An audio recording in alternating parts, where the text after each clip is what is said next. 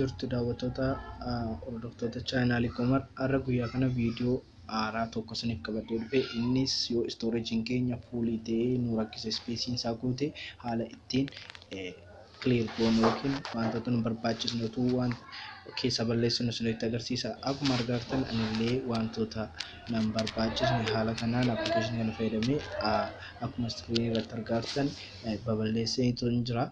Kanaaf isinillee application kana fayyadamtanii wantoota isin barbaachisne salphaatti bilbila keessan kiyya balleessuu akka dandeessan isinitti himuuf jedhee haalli inni jalqaba application ES file explorer seenaa isa booda akkuma argitan kun application kun storage ko amma akka qabameeru natti agarsiisaa jira. %100% jechaara GB isaammoo kunoo akkuma argitan guutee jira jechuudha. Kanaaf unsufficient space kan jettu gararraallee agarsiisaa jirti. Kanaaf haala kamiin akkan sirreeffadhu natti himaa yookiin analyze gochuudhaan haala kamiin akkan sirreeffadhu natti himuu barbaadaa jechuudha. Argitan kunoo storage koo guutuudha. Kanaaf jalqaba wanta nan barbaachisan balleessuudhaaf gara analyze ishee jettu kanaan dhufa.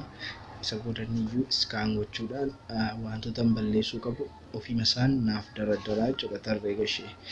Kana akkuma argitan kun maal akka qabateeru asirratti argisiisaa kalarii yookiin bifa garaagaraa itti gochuudhaan amma jalqaba irratti all file kan jedhu 3.78 kan jedhu wantoota hin barbaachisne yookiin wantoota balleessuu dandeessu kan jedhudha. Mee isa seenee wanta na hin fayyadne yoo ta'e nan balleessaa jechuudha. Kunoo akkuma argitan inillee kalarii akka samaawii kan fakkaatu kunoo wantoota irra GB yookiin meegaabaaytii isaanii gurguddaa ta'e jalqaba faayilota gurguddaa ta'an jalqabaa kaasee si gad akka xinneessina isaaniitti daradaree isiniif kaa'a. Isuma irraan kaasanillee isa kam tokko guddaa qabateeru haala kanaatiin keessa seenuudhaan ilaaluu ni dandeessu. Application yookiin folder isin hin barbaachisne wantoota hin taane qabatee jiru haala salphaa kanaan keessa yookiin isa kam tokko guddaa iddoo guddaa qabateeru ilaaltanii balleessuu akka dandeessan isinitti agarsiisa. Kanaaf as keessaa anaan wanti hundumti sana fayyada waan ta'eef keessaan ba'a as keessa secondary keessas akkuma argitan wantoota na barbaachisan waan ta'eef zimmereen nan deema. Isin garuu wanti isin barbaachisne yoo jiraate haala salphaa kanaan keessaa baballeessaa adeemuu ni dandeessu yookiin wantoota isin jala iddoo qabatanii garuu isin fayyada yoo ta'e kunoo folder kam jala akka jiru bifa kanaan isiniif kaa'u waan ta'eef haala salphaa kanaan argachuu ni dandeessu jira. Meegaan kunoo junk files kan jedhu kana ilaallaa taasisne inni kun immoo wantoota junkaa yookiin waan isin barbaachisne haala salphaa ittiin isin balleessitan yookiin utuu faayilatti hin darbin ofiima isaan isiniif fidee wanti kun iddoo kee qabatee jira balleessi kan jedhu haaluma kanaan bakka haaluma kanaan ibsee isiniif kenna. Isinillee irratti kilikii gochuu bichaa yookiin iskaan gootanii kilik gochuu bichaa waan isin barbaachisuuf kanumaan delete irraa godhachuu dandeessu wantoota isin hin barbaachisne jechuudha. Anis kunoo amma markitti godhadheen jira. Haaluma salphaa ta'een delete yookiin clean now kan jedhutti yoo cuqaase seema tokkoon wanta kana of keessaa balleessaa jechuudha. Anis akkuma argitan baay'inni application kana gara meegaabaaytii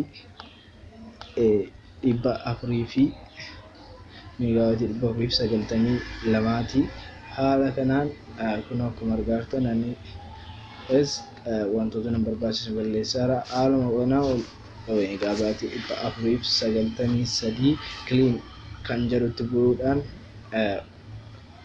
qulqulleeffadheen jira jechuudha. Amma free space meegaabaaytii 493 haala salphaatiin yookiin wanta na barbaachisan utuu balleesseen jira jechuudha. Isa booda duplicate file kan jedhu warra kanadha jechuudha. Inni kun immoo faayilota lama ta'anii uumaman yookiin dogoggora lama ta'anii of isin keessan yookiin suuraalee viidiyoolee lama jiran isaan kana akka isin balleessitaniif wal bira isiniif kaa'aa jechuudha. Isinillee waan salphaa kanaan argattanii faayiloota lama lamaan isiniif jiru yookiin faayila iddoo lama koppii ta'ee bilbila keessan keessa jiru haala salphaa kanaan keessaa balleeffachuu ni dandeessu. Iddoo biraa dhaqxanii barbaaduu isin gaafatu jechuudha. Amma immoo large files kan jedhudha. As keessaallee waan isin barbaachisne yoo jiraate iddoo guddaa kan qabatanii jiranii kiyya balleessuu ni dandeessu jedha. Kun egaa akkuma argitan ispeesiin koo persentii 80tti gadi bu'eera. Asii immoo negaatii GB'n isaa 8.77 gadi bu'ee jira.